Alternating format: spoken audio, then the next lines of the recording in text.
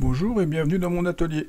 Donc dans cette vidéo, ce qu'on va faire, c'est que je vais vous montrer comment on fait de l'étamage pour corriger les défauts sur un réservoir. C'est un vieux réservoir de terreau, il y a des bosses, il y a des trous de rouille, donc j'ai des corrections à faire à l'étain. Donc voilà, je vais vous montrer comment on fait. Bon visionnage. Donc maintenant, prochaine étape, c'est je le sable. Je corrige la bosse qui est là, enfin le creux qui est là. Donc voilà, réservoir sablé. C'est que j'ai 3 petits trous qui sont apparus au sablage. Ces petits trous là, je vais pas mettre de point de soudure. Je vais la faire à l'étain. Donc pour étamer, corriger un trou avec de l'étain, il faut de l'étain en baguette. Il faut de la pâte à souder et à étamer, l'acide qu'on étale, une spatule, un petit pinceau pour étaler l'acide et un chalumeau. Pas besoin d'un bec à l'oxyacétylène, hein, ça suffit bien, ça chauffe suffisamment fort.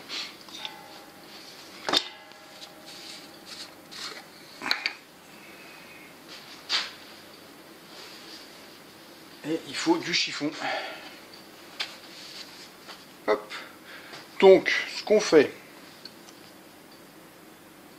c'est qu'on trempe le pinceau dans l'acide et on entale sur la zone où on veut étamer.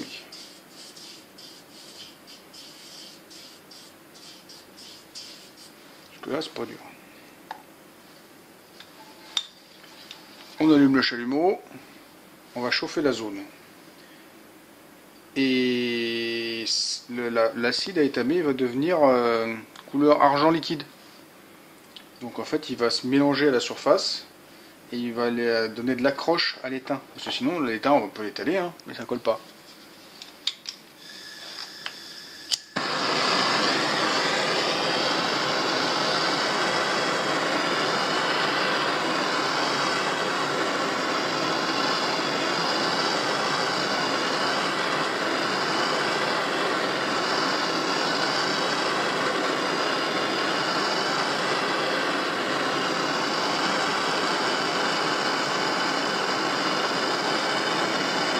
Ça commence à devenir doré, donc ça noircit aussi.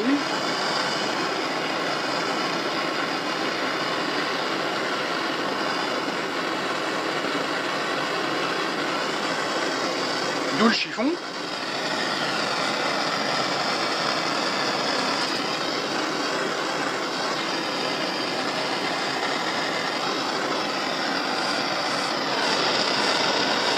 Voilà ma zone à étamer.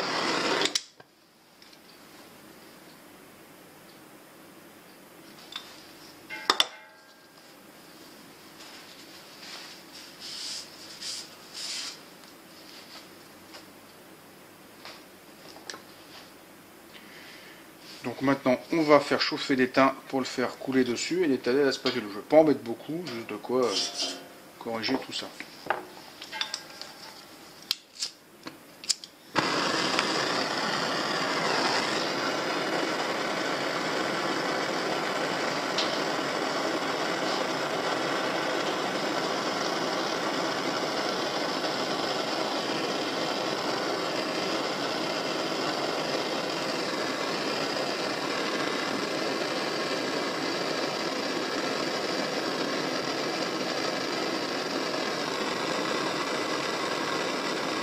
Pas trop que ce soit liquide, mais assez. C'est juste le milieu.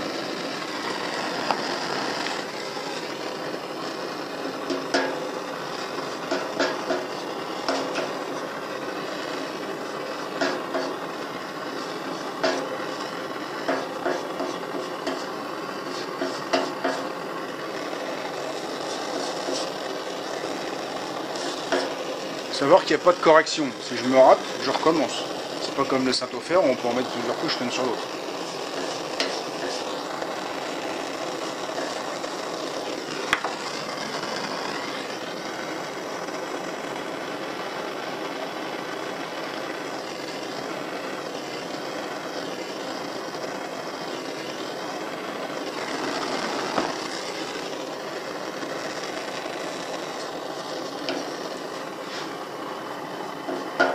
préfère volontairement en mettre plus que d'avoir des creux après. Ou des bulles.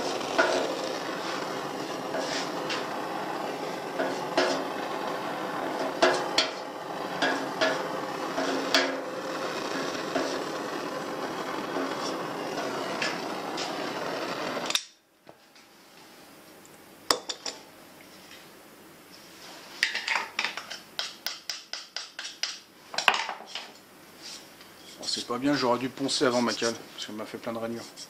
Moi, il faut poncer la cale, effectivement, sur un truc qui doit bien.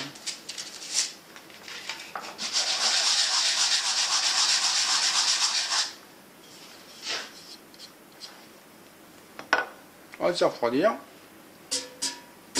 Et après, on pourra y aller à la râpe à métal.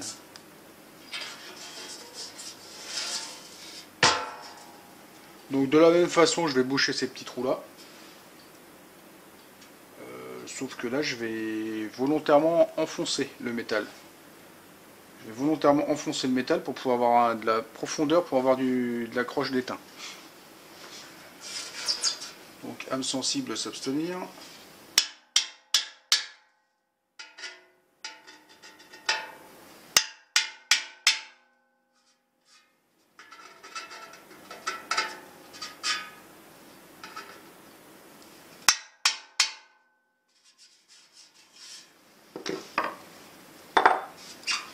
Belote.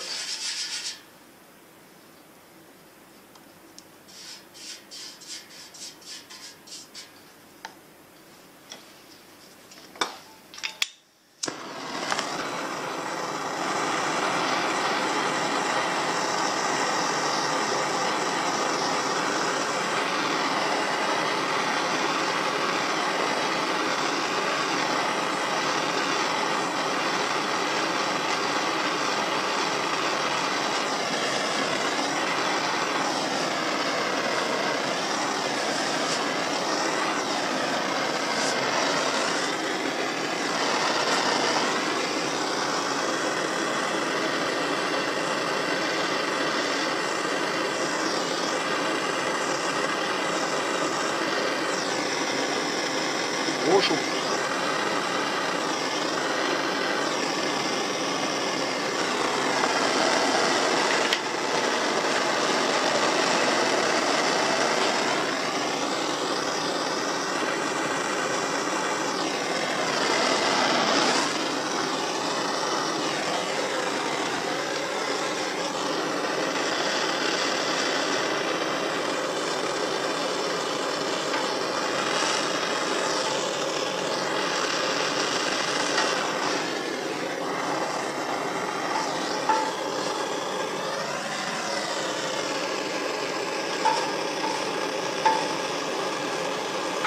Je vais laisser refroidir un peu parce que là...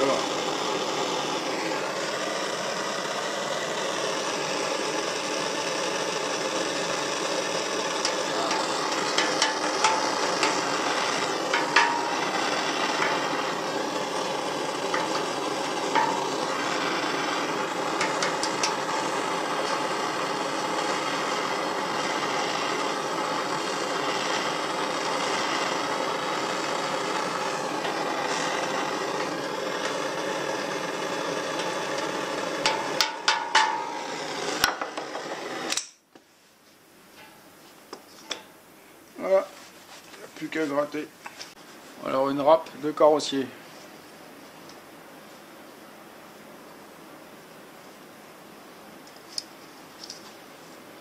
Ce sont des lames comme ça. Il y a plusieurs types, arrondies, droites, qu'on met sur un support, qu'on peut incliner. On va lui donner une courbe si on a besoin. Là, je vais travailler droit, ça sera plus simple.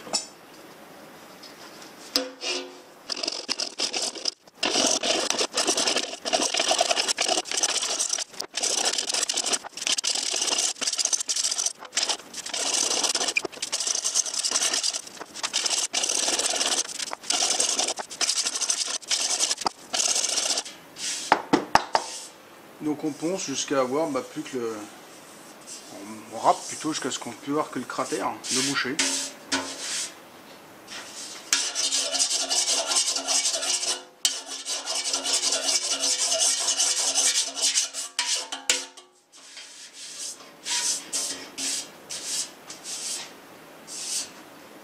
Voilà. Il est venu coller. Donc voilà, fini. Ce côté-là, tout que j'ai fait tout à l'heure.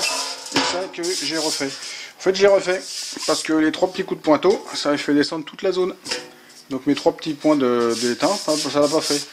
Donc bah, j'ai tout enlevé, réétamé, et chargé, et râpé. Et voilà, ça le fait impeccable. C'est nickel. Donc maintenant, ne surtout pas le peindre tout de suite. Il faut attendre 24 heures que l'acide qui est dans le métal ressorte. Parce que sinon, ça fout de l'oxydation, ça laisse de l'oxydation sous la peinture ou ce qu'on peut mettre dessus. Et le pinceau, il faut le rincer à l'eau claire, ça va très bien. Une petite chose aussi, la technique de l'étain là. Pour faire ça là, j'ai mis une demi-heure à peu près, 30 minutes. Je l'aurais fait au Saint-Ofer. Déjà il fallait que j'attende que ça sèche avant de pouvoir travailler. C'est tout. Donc si ça vous a plu, vous mettez un petit pouce, vous me laissez un commentaire, c'est gentil, et vous faites circuler sur les réseaux sociaux. Et vous pouvez vous abonner à ma chaîne si ce n'est pas déjà fait. Au revoir.